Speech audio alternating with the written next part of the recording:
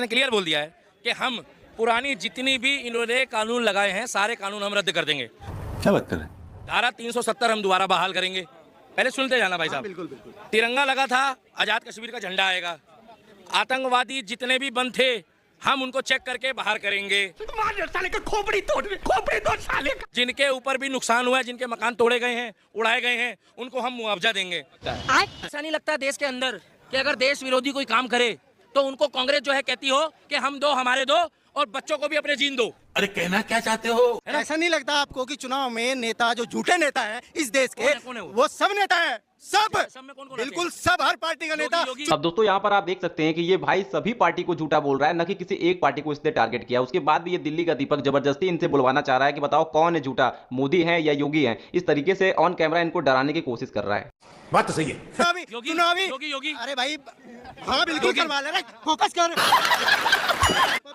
आप बीजेपी को सपोर्ट मत करो, घंटा फर्क नहीं पड़ता। अब ये आदमी इतनी ताव से कह रहा है कि बीजेपी को सपोर्ट मत करो, उसको घंटा फर्क नहीं पड़ता, तो अगर कांग्रेस को तुम सपोर्ट नहीं करोगे तो उसको क्या घंटा फर्क पड़ेगा? ये बड़ी अच्छी बात कही आप।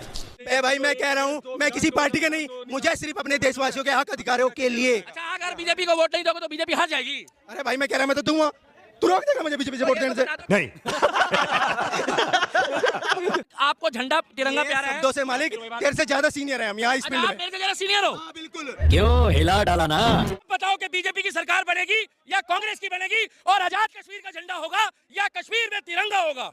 जो वहाँ की जनता के विश्वास जनता में। को छोड़ो, अरे अपनी अच्छा, बताओ। अरे कैसा आदमी है? कोई विशेष फर्क नहीं पड़ेगा। तो बटोगे तो कटोगे में आप तथ्य देखते हैं, सत्य देखते हैं। देखिए कौन बांटेगा और कौन काटेगा। राजनेता ही तो बांट रहे हैं और काट रहे हैं, और कौन बांट रहा है काट रहा है। लोग तो अपने दिन भर की रोजी रोटी जुटाने में समस्या में हैं। ये जो बांटने और काटने की बात है ये दोनों तरफ से आ रही है। एक तरफ बांटने की बात, एक तरफ काटने की बात। ये जो बांटने काटने की बात है ये राजनेताओं के उनके कारण आ रही है। लोग अपने जीवन में मशगूल मतलब लगे हुए हैं, निरत हैं, उनको समय नहीं है इन चीज़ों के लिए, लेकिन फिर उनके दिमाग में बात डाली जाती है कि बटो, फिर दूसरा कहता है बट गए हैं कटो। तो ये सब बटो कटो ये दोनों बातें राजनीति हैं, इनका जीवन से उतना लेना देना नहीं है। क्या ये बातें भी कि पहाड़ों में हो डेमोग्राफी बदलने की कोशिश की जा रही है, वहाँ खास समुदाय के लोग अपने उन जगहों पर भी इबादत की जगह बनाते जा रहे हैं जहाँ असल में थी नहीं, अवैध जगहों पर बनाते जा रहे हैं, क्या ये बात सच नहीं है? क्या ये डेमोग्राफी चेंज लाने की कोशिश नहीं की जा रही है? डेमोग्राफी चेंज की कोई कोशिश नहीं है। डेमोग्राफी चेंज करने के लिए कोई मुस्लिम योजना नहीं है। ये हमारे देश के राजनेता हैं, वो बता रहे हैं कि तुमको हम प्रश्रय देंगे, तुम्हारा कार्ड बना देंगे, तुम्हारा ये कर देंगे, तुम रहो, हमको वोट देना। ये हालत है, इसके कारण हो रहा है। और इसमें किसी दल विशेष का नाम नहीं लिया जा सकता, क्योंकि कहीं पर एक दल कहीं दूसरा दल, सब दल ये कर रहे हैं। हरिद्वार जहाँ की बात आपने की, कांवड़िये जब वहाँ से चले तो पुष्प वर्षा हुई। वहाँ कांवड़ियों के ऊपर हेलीकॉप्टर से पुष्प बरसाए गए। और ये पहली बार नहीं हुआ, इसके पहले योगी आदित्यनाथ देखिए यहाँ पर आप देख भी रहे हैं, मैं चला रहा हूँ इस समय, इस तरीके से पुष्प वर्षा कांवड़ियों के ऊपर की गई। इसको आपने कैसे देखा? नहीं ठीक है, उनकी श्रद्धा का सम्मान सरकार करती है, खराबी क्या है? अब यही कांवड़िये ये मांग भी कर रहे थे स्वामी जी कि इस रास्ते में जो जगहें पड़ती हैं, ढाबे पड़ते हैं, फल वाले हैं, वो अपने नाम सार्वजनिक करें, छुपा कर नाम कोई चीज हमको ना दें। लेकिन उसमें आपने ये व्यवस्था दी कि नहीं, नेम प्लेट नहीं होनी चाहिए। भाई हमने धर्म के अनुसार व्यवस्था दी। हमारा धर्म कहता है कि जब तुमने कोई संकल्प ले लिया है, तुम दीक्षित हो गए हो, तो फिर होटल का नहीं खा सकते हो, चाहे वो हिंदू का होटल हो चाहे किसी दूसरे का होटल हो। तो जब तुमने एक संकल्प ले लिया, संकल्पबद्ध हो गए कि अब मैं जब से ये जल उठाता हूं, जब तक नहीं चढ़ा दूंगा तब तक मैं आध्यात्मिक नियमों से बंधा हुआ हूं, तो आपको ब्रह्मचर्य का पालन करना पड़ेगा, आपको स्वयं पाक करना पड़ेगा अथवा फलाहार करना पड़ेगा। तो आप नियमबद्ध होते हैं और कहते हैं मैं होटल में खाऊंगा, काहे का नियमबद्ध? तो हमने इसीलिए कहा कि इससे इसका लेना देना नहीं है। लेकिन होटल में खा ही रहा है तो फिर क्या मतलब है नाम प्लेट लगवाने से? केवल नाम प्लेट आप दिखा देंगे, उतने मात्र से आपका धर्म बच जाएगा। अगर ऐसी कोई गारंटी हो तो हम आपके साथ होने को तैयार हैं, लेकिन ऐसा नहीं है। इसीलिए धर्म नियम को धारण कर लेने के बाद स्वयं पाक अथवा फलाहार ही होता है। आपका आशीर्वाद इस देश के सभी धर्मों के लिए है। भाई हम किसी से द्वेष नहीं करते, हम किसी को गलत नहीं कहते।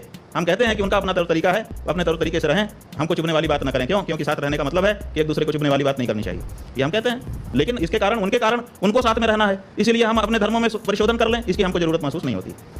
आपने कहा आप किसी से द्वेष नहीं करते, बहुत सारे लोग आपको एंटी मोदी क्यों परसीव करते हैं? एंटी मोदी हमको सिद्ध करने से लाभ है, क्योंकि हम जो बात धर्म की कहते हैं, मोदी जी धार्मिक आस्था वाले व्यक्ति हैं। अगर वो इस बात को ठीक से समझ लेंगे तो हमारी बात मानने लग जाएंगे धर्म के मामले में, और लोगों का मामला खेल बिगड़ जाए। जी के कान भरे रहते हैं कि ये आपके खिलाफ का व्यक्ति है, ये बात है। क्यों नहीं कर रहे? इस्तीफा 2 दिन बाद दूंगा, बीजेपी चुनाव कराए, इसके पीछे क्या वजह है? रुको जरा, सब्र करो। देखिए पहली बात तो यह कि भारतीय जनता पार्टी की जो मंशा थी, जो खरीद फरोख्त का प्रयोग उन्होंने खोखा करके महाराष्ट्र में किया, कर्नाटक में किया, मध्य प्रदेश में किया, अरुणाचल उत्तराखंड में किया, वो प्रयोग अरविंद केजरीवाल जी ने अपने जज्बे और हौसले से ध्वस्त किया और फेल किया। दूसरी बात यह कि जो 5 महीने 6 महीने भाजपा वाले राग अलापते रहे, इस्तीफा दो, वो प्रयोग अगर इनका दिल्ली में सफल हो जाता तो वही स्टालिन के साथ करते, वही विजयन जी के साथ करते, वही ममता बनर्जी जी के साथ करते, वही भगवंत मान जी के साथ करते। वो उनकी ये जो योजना थी विपक्षी सरकारों को गिराने की, उसको भी फेल करने का काम अरविंद केजरीवाल ने किया। आज जो फैसला लिया है, एक ऐसे मुख्यमंत्री जिन्होंने ईमानदारी से दिल्ली के लोगों की सेवा की, बेहतरीन स्कूल बनाया, ऐसे स्कूल जिसके अमेरिका के राष्ट्रपति की ट्रंप की पत्नी हिंदुस्तान आई तो उन्होंने कहा मैं केजरीवाल का स्कूल देखना। अच्छे अस्पताल बनाए, मोहल्ला क्लिनिक बनाया, बिजली फ्री दिया, पानी फ्री दिया, बस की यात्रा फ्री दी, बुजुर्गों की तीर्थ यात्रा फ्री कराई, बावजूद इसके मुनाफे का बजट दिया। ये उनकी ईमानदारी का काम है, जो चिल्ला चिल्ला के बोल रहा है कि दिल्ली के लोगों की सेवा उन्होंने ईमानदारी के साथ की। जी, लेकिन संजय जी, झूठ का पहाड़ जो खड़ा किया था, संजय जी, जो बेबुनियाद केस खड़ा किया था, एक मिनट पूरी कर लूं बात, एक मिनट अपनी बात पूरी कर लूं। जो बेबुनियाद केस खड़ा किया था, जो केस सुप्रीम कोर्ट में जाके ध्वस्त हो जा रहा है, न केजरीवाल जी के घर से कोई पैसा बरामद हुआ, न कोई संपत्ति मिली, न कोई फ्लैट का कागज मिला, न कोई कुछ साबित कर पाए कोर्ट में लोग। तो सुप्रीम कोर्ट ने क्या कहा कि सीबीआई तोता है अमित शाह का, मोदी का। इसका मतलब दुर्भावना से गिरफ्तारी की गई केजरीवाल की, राजनीति से प्रेरित होकर गिरफ्तारी की गई और आम आदमी पार्टी को और केजरीवाल को खत्म करने के उद्देश्य से गिरफ्तारी की गई।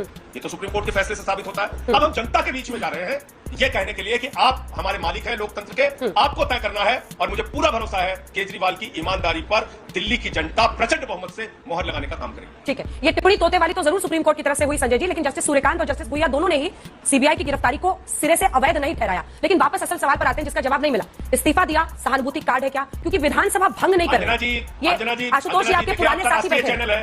गलत इंफॉर्मेशन नहीं जानी चाहिए, गलत इंफॉर्मेशन नहीं जानी चाहिए। भुइया ने साफ तौर पे कहा गिरफ्तारी गलत थी। भुइया जी का आप जो ऑर्डर है उसको पढ़ लीजिए।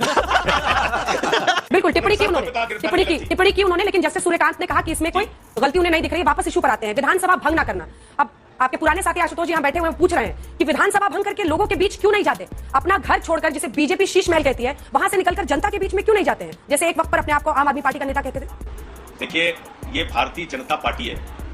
जहां विधानसभा भंग हुई वहां पर राष्ट्रपति शासन लगा के कितने दिन तक राष्ट्रपति शासन लागू रखेंगे? इनका भरोसा, इनका लोकतंत्र में यकीन ही नहीं है, इनका भरोसा नहीं है लोकतंत्र के अंदर। तो इसलिए अब तो चुनाव आयोग को तय करना है और प्रधानमंत्री जी कहते हैं वन नेशन वन इलेक्शन। तो पहली गलती तो उन्होंने की, महाराष्ट्र झारखंड का चुनाव नहीं करा, हरियाणा जम्मू कश्मीर के साथ, कम से कम दिल्ली का चुनाव करा ले। यही मांग केजरीवाल जी ने किया है।